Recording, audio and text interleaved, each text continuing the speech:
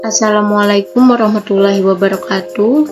Saya Sapitri Ardiana. Di sini saya akan menjelaskan proyek perubahan yang saya lakukan di SMP Negeri 1 Banjarmasin terkait pendidikan yang berpihak dan memerdekakan peserta didik dalam pendidikan abad 21.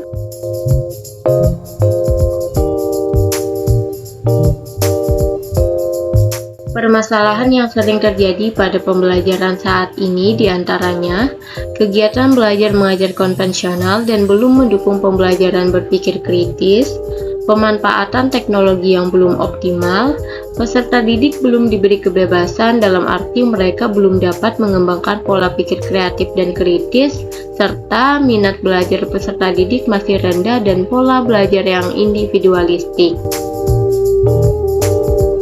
Hal-hal kecil yang dilakukan secara sendirian tentunya tidak akan berdampak besar, sedangkan hal-hal kecil yang dilakukan secara bersamaan akan memiliki dampak yang cukup besar. Begitupun dengan pembelajaran. Pembelajaran yang dilakukan secara berkelompok akan menumbuhkan sifat gotong royong, keberanian mengungkapkan pendapat, berpikir kreatif, kritis, dan membuka pintu menuju hal-hal baru. Sasaran kegiatan yang menjadi arah bagi proyek perubahan ini, yang pertama, perubahan pada penggunaan media yang lebih menarik, inovatif, dan materi kontekstual dengan orientasi pada lingkungan peserta didik atau pembelajaran menggunakan pendekatan CRT. Yang kedua, meningkatkan minat motivasi belajar peserta didik dan peralihan perilaku ke arah bekerja sama sebagai implementasi salah satu dimensi profil pelajar Pancasila, yaitu bergotong royong. Yang ketiga, berkembangnya pola pikir peserta didik menuju berpikir kritis, kreatif, dan logis melalui serangkaian masalah kontekstual yang disajikan dalam pembelajaran, atau di sini kita dapat menerapkan model pembelajaran PBL. Melalui kerjasama dan kolaborasi, maka peserta didik memiliki wadah untuk mencurahkan isi pikiran mereka, yang mana penyampaian secara individu di depan kelas masih menimbulkan rasa takut bagi peserta didik.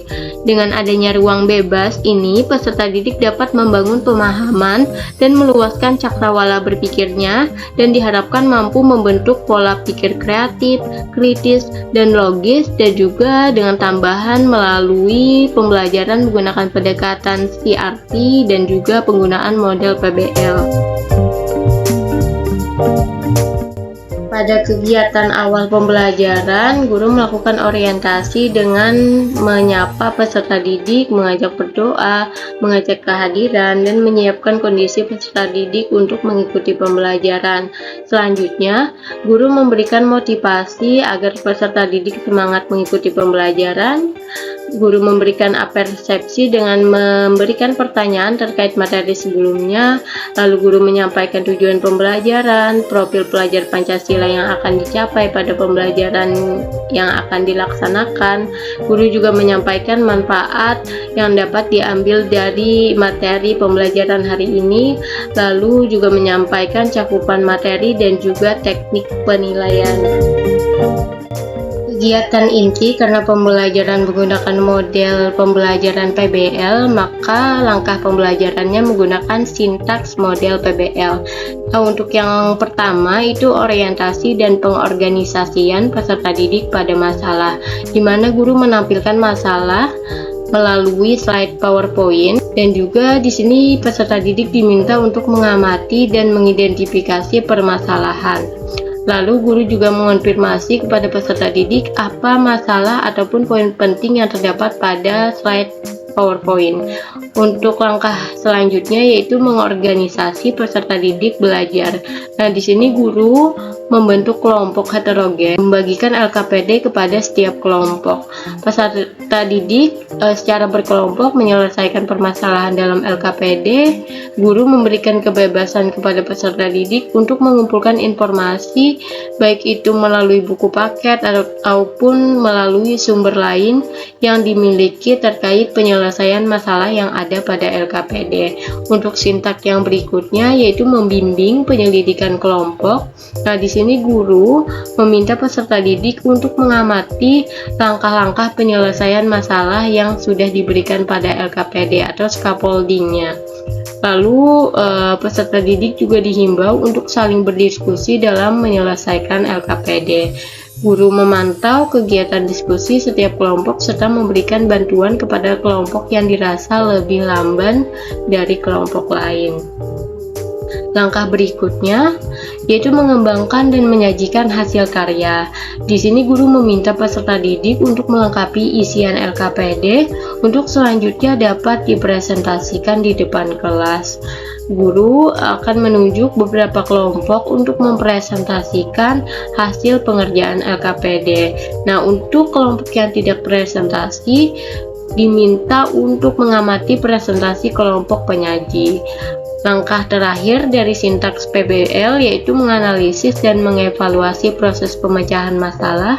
Nah, di sini guru mempersilahkan kepada peserta didik yang tidak presentasi tadi untuk memberikan tanggapan ataupun pertanyaan terkait apa yang dipresentasikan kelompok penyaji. Guru juga memberikan kesempatan kepada kelompok lain yang mempunyai jawaban yang berbeda dari kelompok penyaji. Guru membimbing jalannya diskusi serta memberi penguatan dan pengarahan jika terdapat jawaban peserta didik yang keliru. Pada kegiatan penutup, guru bersama-sama dengan peserta didik menyimpulkan pembelajaran. Guru memberikan latihan soal individu dan meminta peserta didik untuk menjawab pertanyaan refleksi. Guru menyampaikan materi pembelajaran selanjutnya dan yang terakhir, pembelajaran ditutup dengan doa dan salam.